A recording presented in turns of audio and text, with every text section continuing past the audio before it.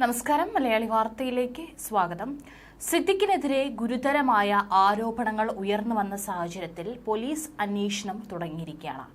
ആരോപണങ്ങൾക്ക് വർഷങ്ങളുടെ പഴക്കമുള്ളതിനാൽ തന്നെ തെളിവുകൾ കണ്ടെത്തുക എന്നുള്ളത് പോലീസിന് മുൻപിലുള്ള വലിയൊരു വെല്ലുവിളിയാണ്. പക്ഷേ നടൻ സിദ്ദിഖിനെതിരെ ബലാത്സംഗ കേസിൽ പരാതിക്കാരി ഉറച്ചു നിൽക്കുകയാണ്.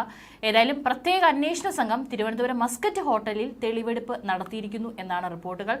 സിദ്ദിഖ് താമസിച്ച മുറി പരാതിക്കാരി അന്വേഷണ സംഘത്തിന് കാണിച്ചു കൊടുത്തിട്ടുണ്ട്. കേസിനാസ്പദമായ സംഭവം നടന്ന 2016 ജാനുവരി 28 101D മുറിയിലാണ് സിദ്ദിഖ് താമസിച്ചതെന്ന് അന്വേഷണ സംഘം സ്ഥിരീകരിച്ചിരിക്കുകയാണ്. പരാതിക്കാരിക്കൊപ്പം ഹോട്ടലിലെത്തിയ സുഹൃത്തിന്റെ മൊഴിയും രേഖപ്പെടുത്തിയിട്ടുണ്ട്. തെളിവെടുപ്പ് പൂർണ്ണമായി വീഡിയോയിൽ ചിത്രീകരിച്ചു. യുവനടി നൽകിയ പരാതിയുടെ അടിസ്ഥാനത്തിലാണ് കേസെടുത്തത്. ഏതായാലും അന്വേഷണം കൂടുതൽ കുരുക്കുകളാണ് സിദ്ദിഖിന് നേരെ ഉണ്ടാക്കുന്നത് എന്നുള്ളതാണ് മനസ്സിലാകുന്നത്. കാരണം പരാതിക്കാരി യാതൊരു തരത്തിലും കേസിൽ നിന്ന് പിന്മാറാൻ തയ്യാറല്ല. മാത്രവുമല്ല, തെളിവുകളെല്ലാം തന്നെ പരമാവധി ഹാജരാക്കാനും അതുപോലെ തന്നെ തെളിവുകൾ കണ്ടെത്താനുള്ള ശ്രമത്തിലാണ് അന്വേഷണ സംഘം. അതേസമയം യുവനടി നൽകിയ പരാതിയുടെ അടിസ്ഥാനത്തിൽ കേസെടുത്ത പരാതിയുടെ പകർപ്പും എഫ്ഐആറും ആവശ്യപ്പെട്ട് സിദ്ദിഖ് കോടതിയിൽ സമീപിച്ചിരിക്കുകയാണ്. 1ാം ക്ലാസ് മജിസ്ട്രേറ്റ് കോടതിയിലാണ് അപേക്ഷ സമർപ്പിച്ചത്. പരാതിക്കാരി പറഞ്ഞ ദിവസം സിദ്ദിഖ് മസ്കറ്റ് ഹോട്ടലിൽ താമസിച്ചിരുന്നതിന്റെ തെളിവായി ഹോട്ടലിലെ രജിസ്റ്ററും പോലീസിന് ലഭിച്ചിട്ടുണ്ട്. ഇതെല്ലാം തന്നെ ഈ കേസിൽ ഏറെ നിർണായകമാകും. കാരണം നമുക്കറിയാം, ഒരു ഹോട്ടലിൽ താമസിക്കുമ്പോൾ കൃത്യമായി നമ്മുടെ അഡ്രസ്സും കാര്യങ്ങളും നമ്മൾ അതിൽ രേഖപ്പെടുത്തണം.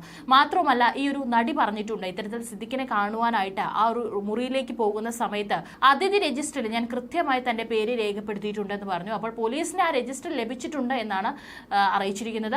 2016 ജാനുവരി 28 സിദ്ദിഖ് മസ്കറ്റ് ഹോട്ടലിൽ താമസിച്ചിരുന്നു.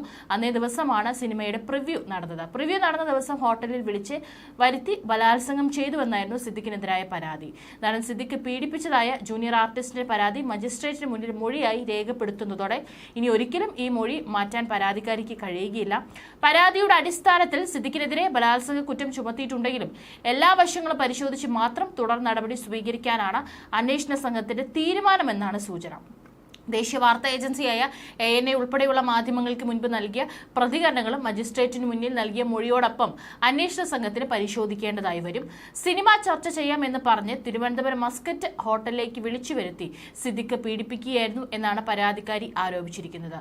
തന്നെ ട്രാപ്പിലാക്കിയാണ് ഉപദ്രവിച്ചതെന്നും അവർ പറയുന്നുണ്ട്.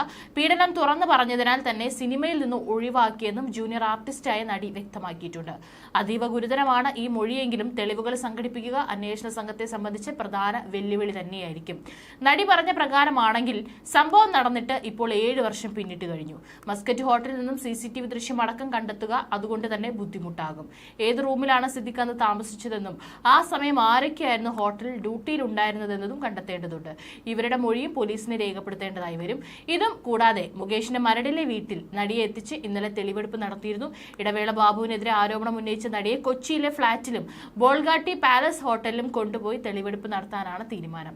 ഇടവേള ബാബുവിന്റെ കലൂരുള്ള ഫ്ളാറ്റിൽ വെച്ച് ബലാത്സംഗം ചെയ്തെന്നാണ് നടിയുടെ മൊഴി. മുകേഷ്, ഇടവേള ബാബു, മണിയമ്പിള്ള രാജു അടക്കമുള്ളവർക്കെതിരെ ലൈംഗിക പീഡന കേസിൽ പരാതിക്കാരിയുടെ തെളിവെടുപ്പും തുടരും. ഇന്നലെ മുൻകൂർ ജാമ്യാപേക്ഷയുമായി മണിയമ്പിള്ള രാജു കോടതിയെ സമീപിച്ചിരുന്നു.